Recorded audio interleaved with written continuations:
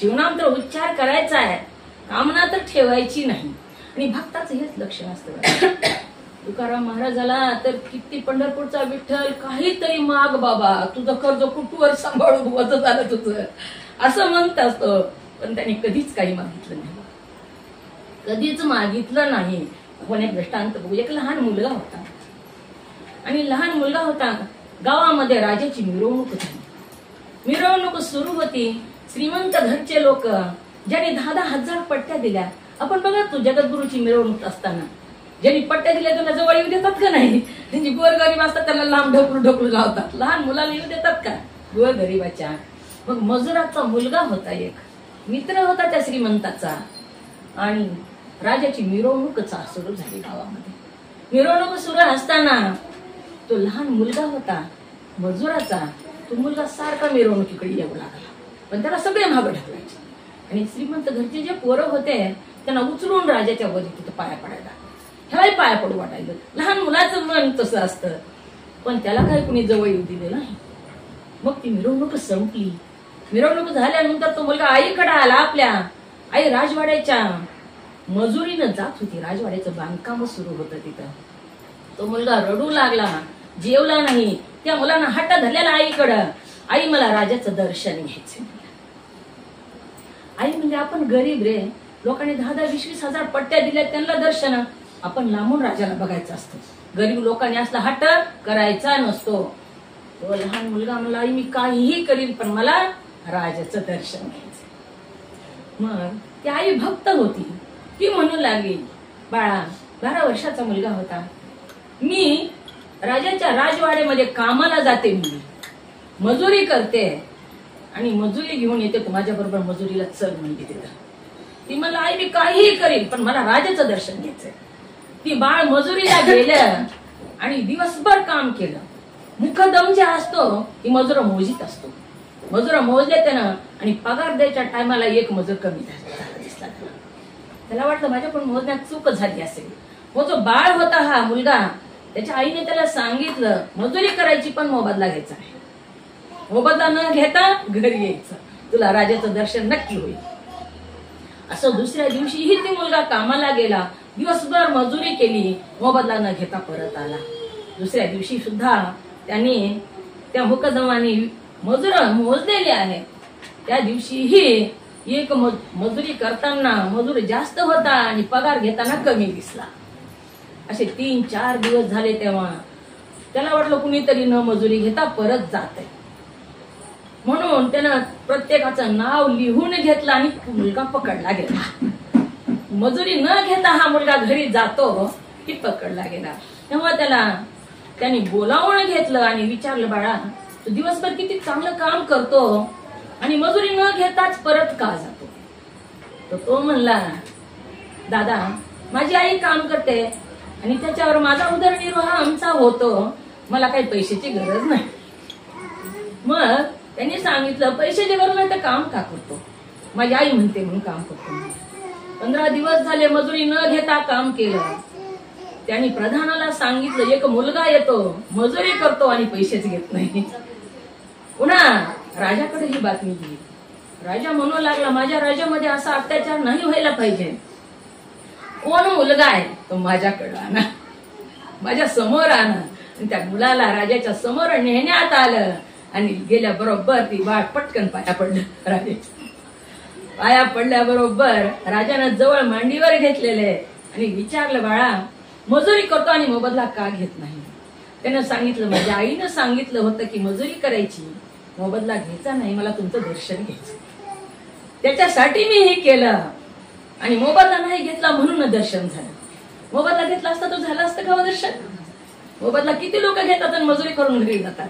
मोबदला घेतला नाही, राजाचं दर्शन झालं. तो सद्गुणी मुलगा राजाला आवडला. राजानं तिथंच कामाला ठेवला. त्याचे सद्गुण बघून राणीच्या महालामध्ये कामाला ठेवला. राणीचे सगळे काम करायचा. बरेच दिवस गेले. राणीला त्याचे सद्गुण खूप आवडलेले आहेत. राणी म्हणू लागली, अहो आपल्याला मूलबाळ नाही आणि ही सुंदर आणि सद्गुणी मुलगा आपण दत्तक घेऊ का? आणि काय झाला, राजा होऊन बसला. आपण सुद्धा निष्काम साधना केली तर देव होऊन बसतो, पण निष्काम हे शब्द मात्र पाहिजे. निष्काम होऊनी शिवनाम उच्चारी धरुणी अंतरी दृढ प्रेम. म्हणून नको वेळ बारे उठावे तातडी आली आयशी घडी नये पुन्हा येईल ऐश्वर्य संपदा भूत मनावरी तया लागी. संपदा आली ऐश्वर्य आलं तरी अहंकार येऊ देऊ नये.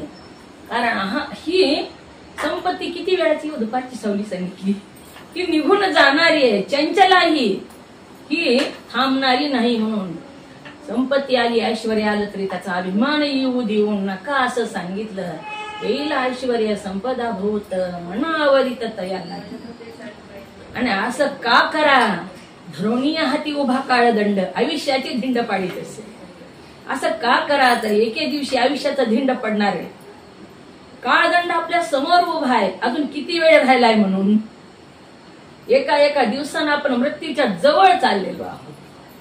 आणि हा जर दिवस आपला व्यर्थ गेला तर काहीच उपयोग नाही त्या दिवसाचा झाला.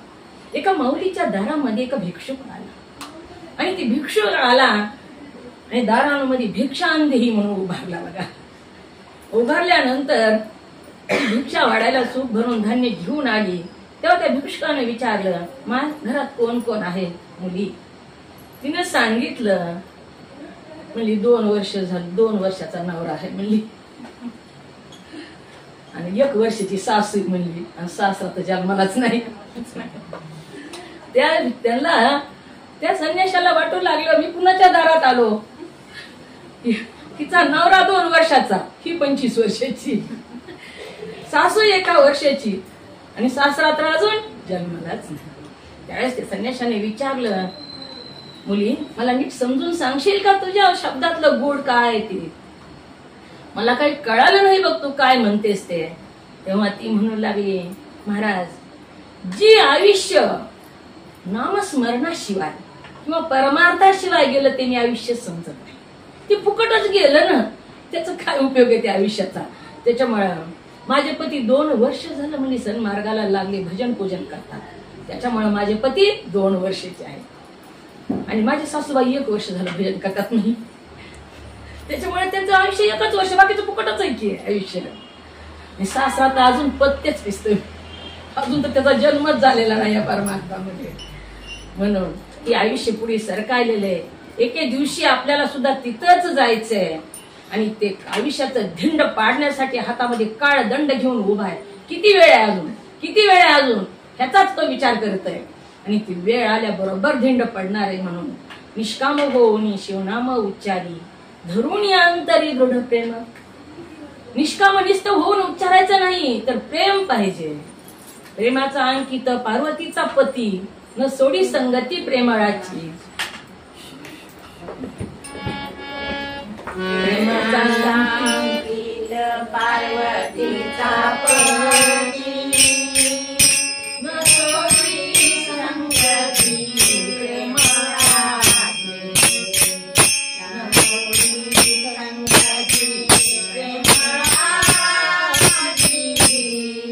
न सोडी संगती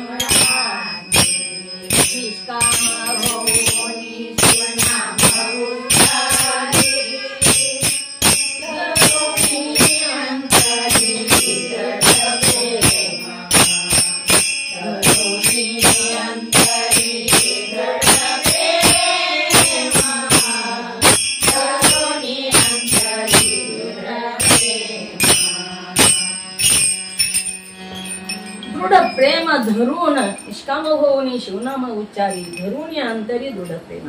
प्रेम असावं. प्रेमाचा अंकित पार्वतीचा पती न सोडी संगती प्रेमळाची. तो ईश्वर वरून कपडा कोणता घातला की बघत नाही बरं का.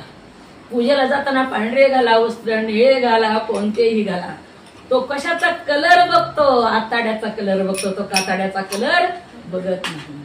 अंतःकरणामध्ये किती प्रेम आहे आणि किती श्रद्धा ही बघतो. आपलं प्रेम कुठं असतं, कुठं असतं प्रेम. अहो देवाकडे जरी गेलात तरी आपण कशासाठी जातो, संसारासाठी जातो, ईश्वरासाठी. ईश्वराकडे जाणारा अर्जुनासारखा एखादाच असतो. देवा तूच मला पाहिजेस, मला तुझ्याकडून काहीच नको म्हणणारा. आणि तसं जर केलं तर आपण बघितलं तर हे बाळ राजा होऊ शकतो, त्याचं पद प्राप्त होऊ शकतं. गुरुमाऊली आपलं पद देतात किंवा देवच होऊन जातो, तो देवापेक्षा काहीच कमी राहत नाही. म्हणून सद्गुरूला शरण जाऊन ईश्वराची ओळख करून घेऊन निष्काम होऊन शिवनाम उच्चारणारे लोक 2% सुद्धा नाही. पार्वती माऊली एकदा महाशिवरात्रीची यात्रा होती आणि शिवरात्रीची यात्रा भरली, कितीतरी गर्दी झालेली होती. लाखो लोक, किती असतात लोक परळीला, 12 तास लागतात दर्शनाला. आणि एवढे दर्शनाला लोक परळीला आलेले होते. आणि वैद्यनाथ परमात्मा शिखरावर जाऊन बसले वरी. पार्वती आई साहेब म्हणू लागल्या, देवा तुमच्या दर्शनाला किती समाज आलाय हा, आणि तुम्ही शिखरावर जाऊन बसलात. तेव्हा देव म्हणू लागले, माझ्यासाठी कोण आले ही नजर राखायला बसलो म्हणजे मी शिखरावर. ते काय देव कोठे आले सांगा, देव कोठे आले सांगा, देव कोठे आले सांगा, देव कोठे आले सांगा,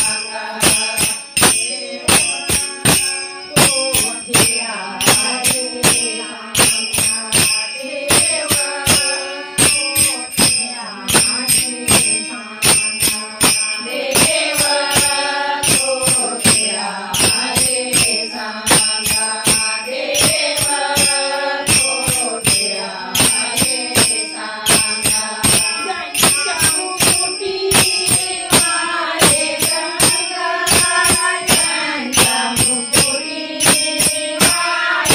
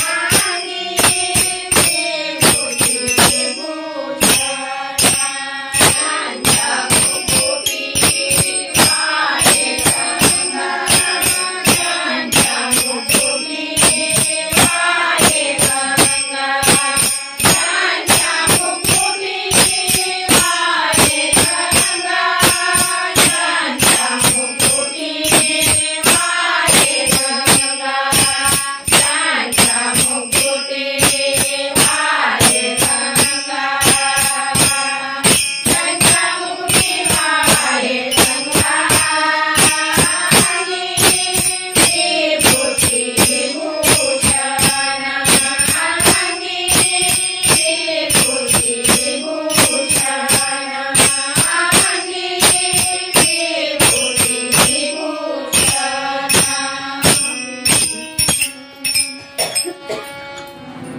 कुठे सांगा, ज्यांच्या मुकुटी आहे गंगा कुठे हो देव. शिखरावर जाऊन बसला देव, मंदिरात नाही बसला देव, शिखरावर जाऊन बसलेला आहे.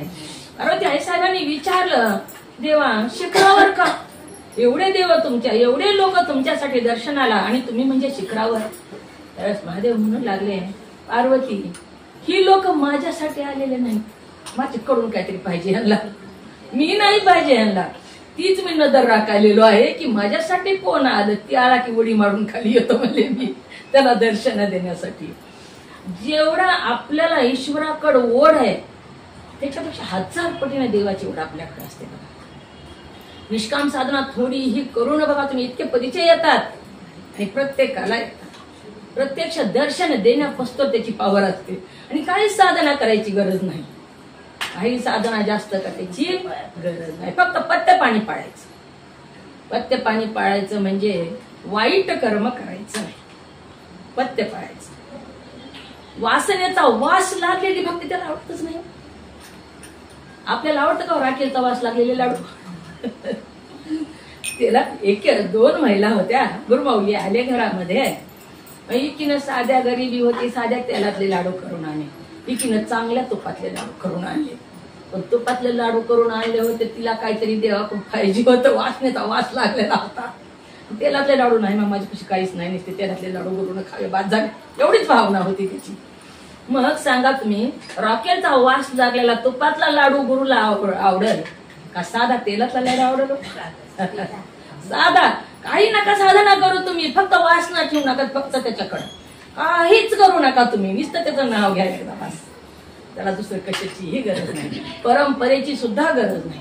परंपरा सुद्धा आपण लावलेल्या आहेत बघा तुम्ही. अंतकरण जियाचे अंतकरण निर्मळ, निष्कपट जैसे गंगाजळ, तिथे तिष्ठे मी जाशोनिळ सद्भाव देखून. काय सांगितलं? ईश्वरानं पत्ताच सांगितला त्याचा. आपण पत्ता विचारतो ना घराचा, कुठं राहतात तुम्ही? पत्ता सांगतो. मग ईश्वरानं पत्ता सांगितला, मी कुठं राहतो? ज्याचे हृदय निर्मळ, निष्कपट जसे गंगाजळ. कुणाविषयीच कपट नाही, निर्मळ अंतकरण नेल्याचं, तिथंच मी राहतो म्हणून सांगितलं. तिथे तिष्ठे मी जाशोनिळ सद्भाव देखून, तिथं राहण्यासाठी मी तिष्ठतो असं परमात्मा म्हटलेले आहेत. मग वेळवारे उठावे तातडी, आली ऐशी घडी नये पुन्हा, येईला ऐश्वर्य संपदा बहुत, मनावृत तया लागी, धरोणी हाती उभा काळ दंड, आयुष्याचे धिंड काळी तसे. शिवदास म्हणे याला की सत्वर पार्वतीचा वावा. शिवदास म्हणे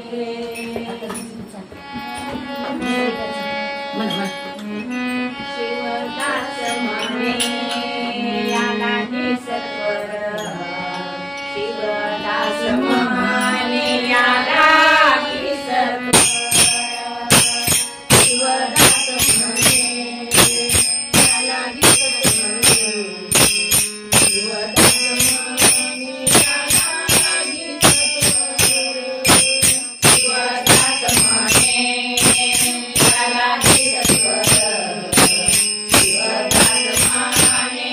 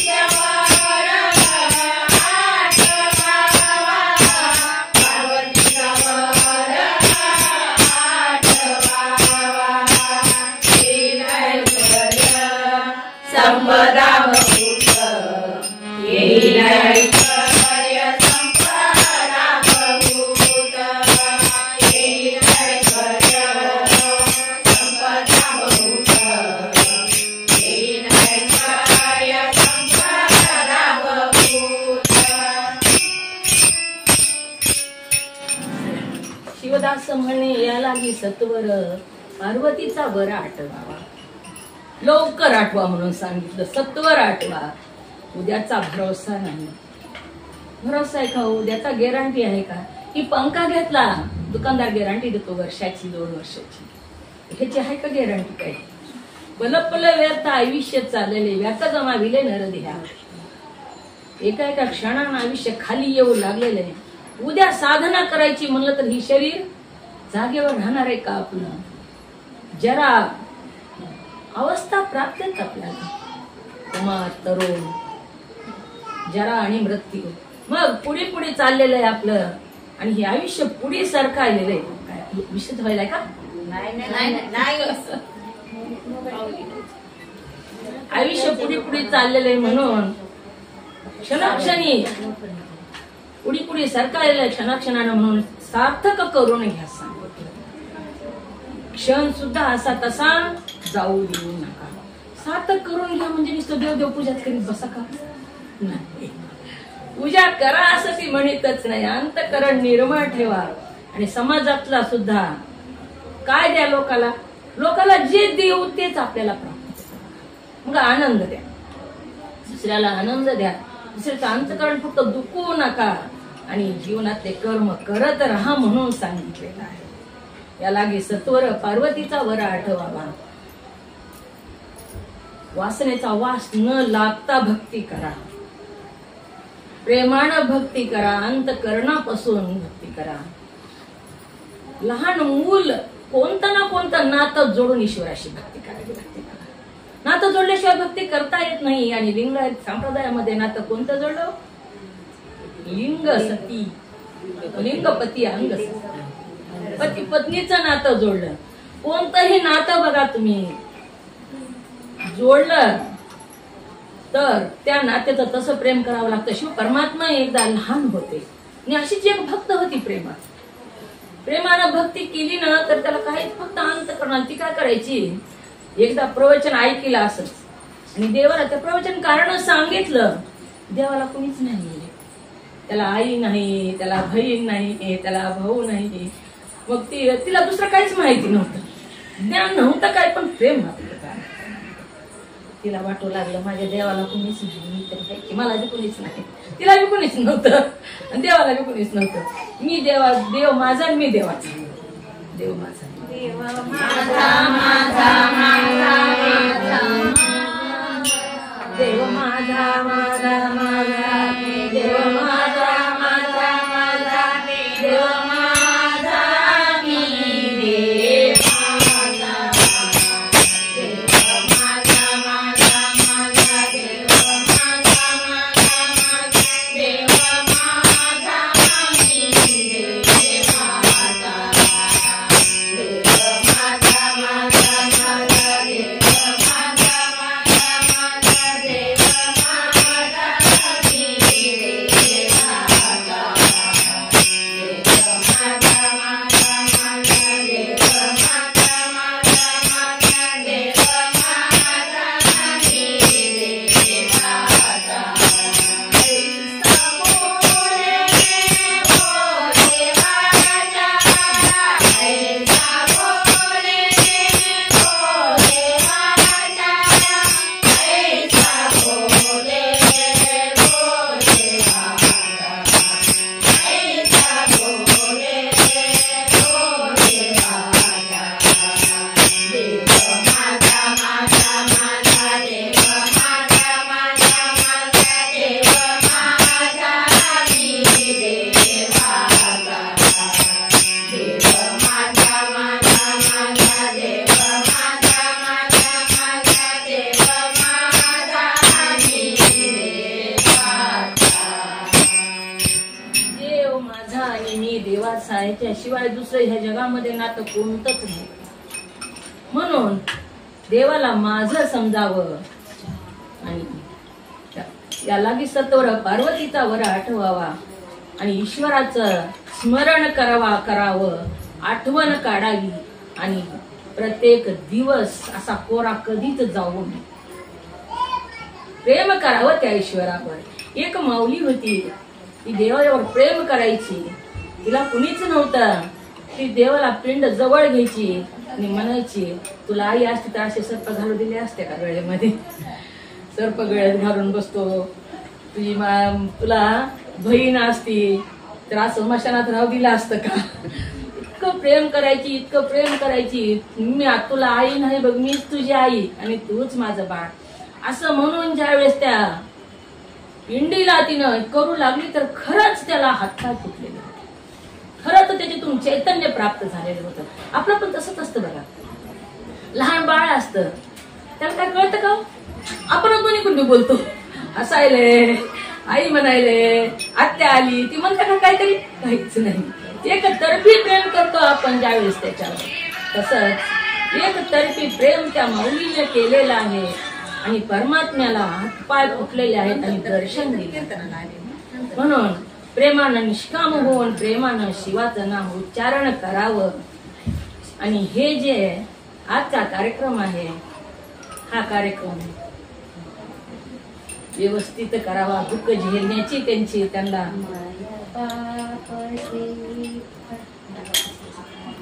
एज प्राप्त व्हावं, त्यांना ती शक्ती ईश्वरानं द्यावी आणि दिवंगत आत्म्याला सुद्धा शांती प्राप्त व्हावी.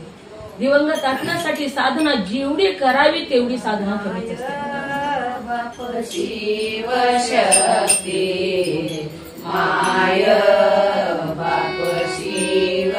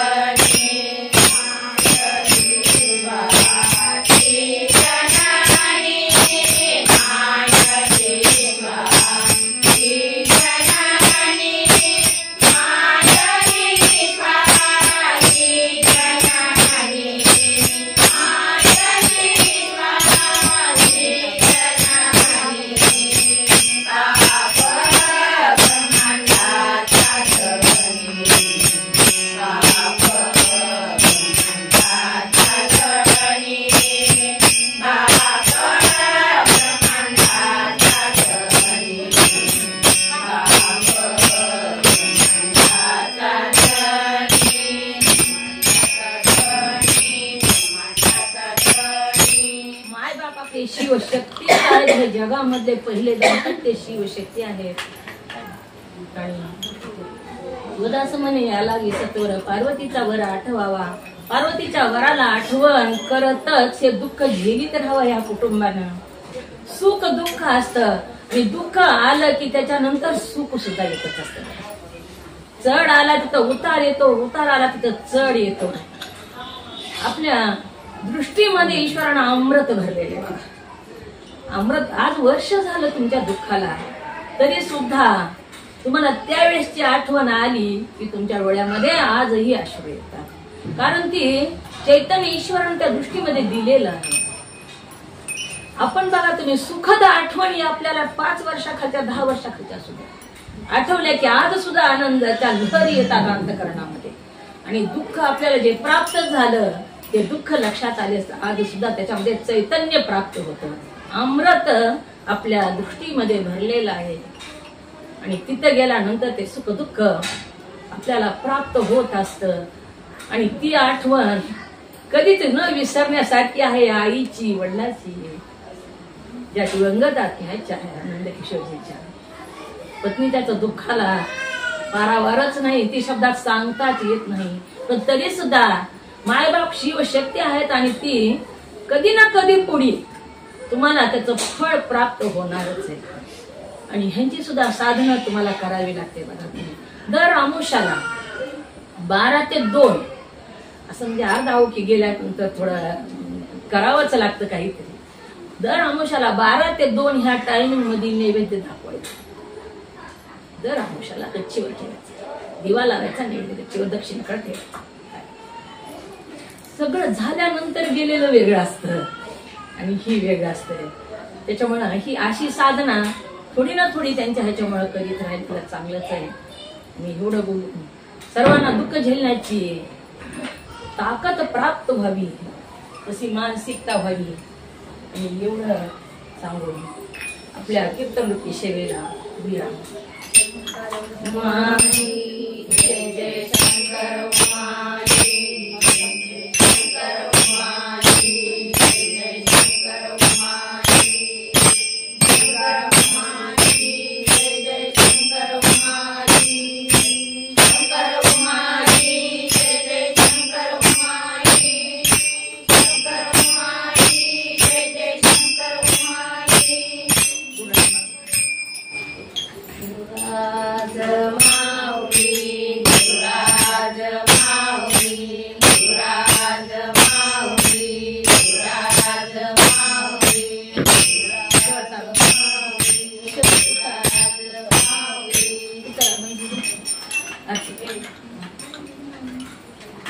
आपण म्हणायचं म्हणायचं दंड करावं.